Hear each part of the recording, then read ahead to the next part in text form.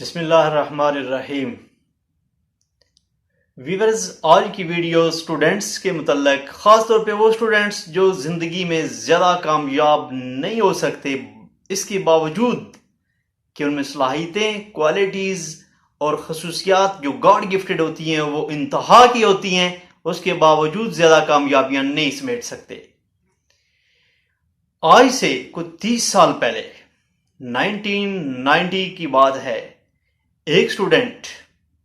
جو اپنے دور کے اندر اپنے دور کا شاہکار ہونہار طالب علم، بریلینٹ سٹوڈنٹ تھا،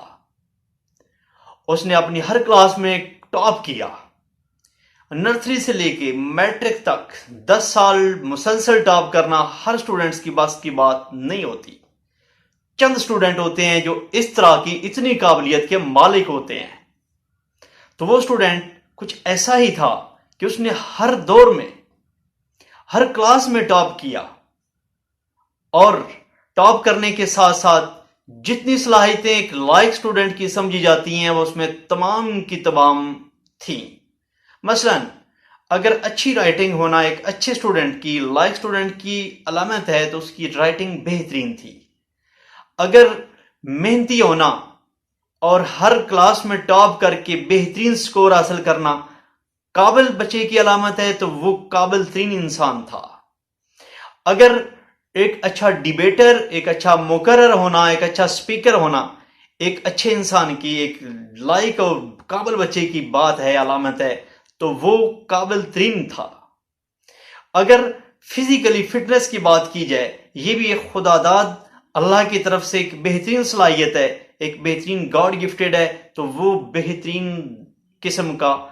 فزیکلی فٹنس سٹوڈنٹ تھا۔ اگر اس ٹائپ کی اور جتنی ایک لائق بچے کی صلاحیتیں اور خصوصیات ہوتی ہیں وہ ساری اکٹھی کی جائیں تو اس میں اس لحاظ سے وہ ساری کی ساری خصوصیات تھیں، اور جو ایک کامن ٹرینڈ ہے مارکس کے لحاظ سے، نمبروں کے لحاظ سے، وہ ظاہر ہے جو ٹاپر ہے تو اس کے گریڈز بھی بہترین تھے۔ لیکن اس کے باوجود آج جب میں اس کو دیکھتا ہوں 30 یا 32 سال کے عرصہ کے بعد، تو پھر بھی ابھی تک وہ کوئی کامیاب انسان نہیں ڈکلیئر ہو سکا۔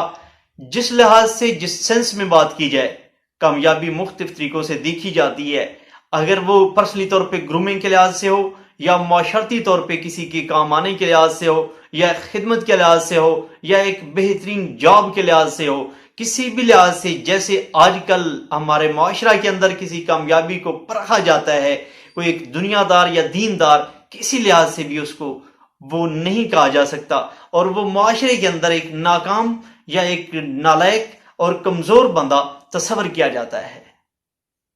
تو آئیے ہم یہ دیکھتے ہیں آخر وجہ کیا ہے کہ اتنی صلاحیتیں ہونے کے باوجود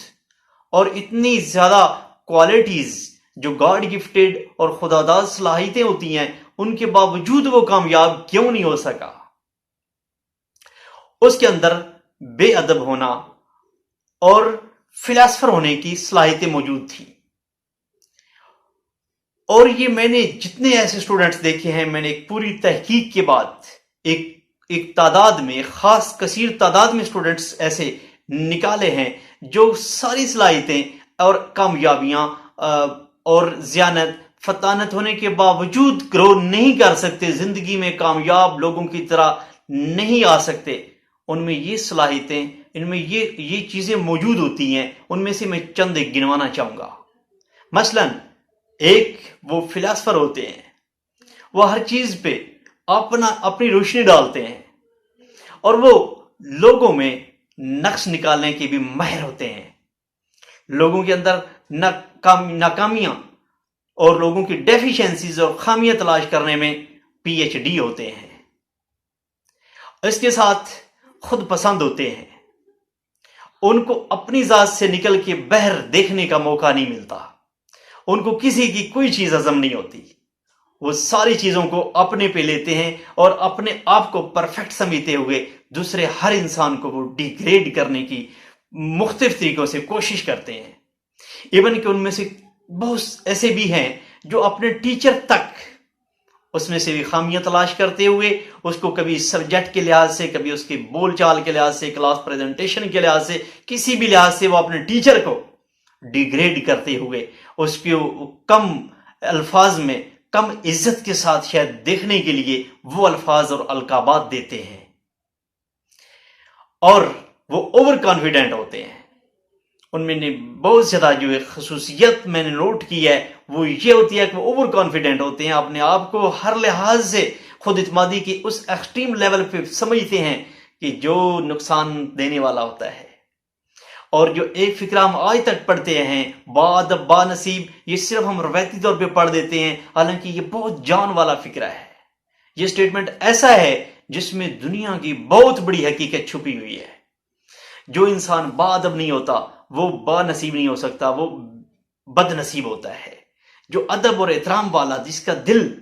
ادب کرنے کی بھی کئی آگے حصے ہیں، ایک یہ ہے کہ ہم اوپر سے جی جی جی کر دیں، اور ایک ہے دل سے احترام دینا، دل سے عزت دینا۔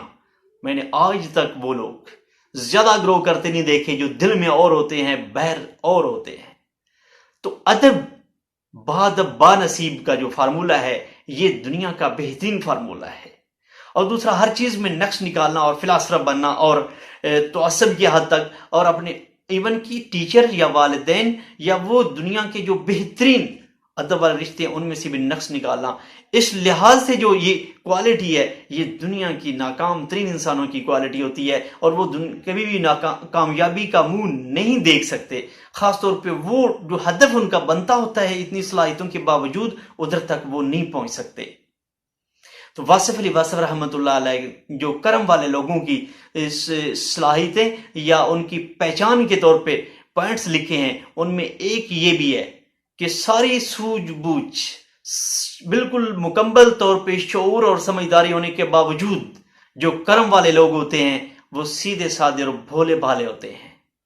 اور یہ کوالٹی بہت ضروری ہے۔ میں اپنے اسٹوڈنٹس کو اور تمام دنیا کے اسٹوڈنٹس کو، اور جتنے لوگ جس لیول پہ پڑھ رہے ہیں، مختلف لیول پہ بڑی بڑی ڈگریز لینے والے، بڑے بڑے سبجیکٹ کا نام بتانے والے، بہت بڑی بڑی یونیورسٹیوں کا نام گنوانے والے، ان کو بھی یہ میسیج دوں گا کہ ادب اپنے اندر بٹھا لیں اور اپنے آپ کو کم تر سمجھیں، کسی کو کم تر نہ سمجھیں، اور بے جا فلاسفر ہونا اور بے جا اپنے آپ کو اوور کانفیڈنٹ اور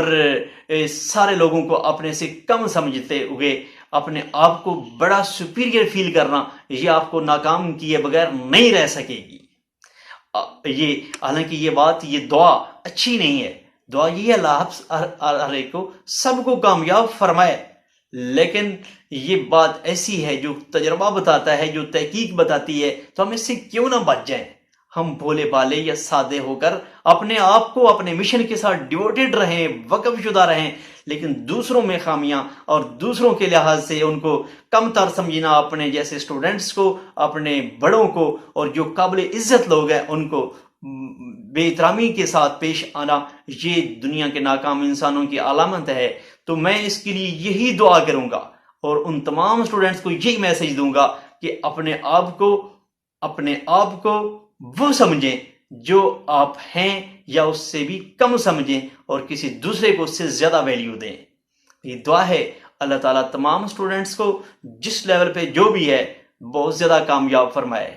والسلام۔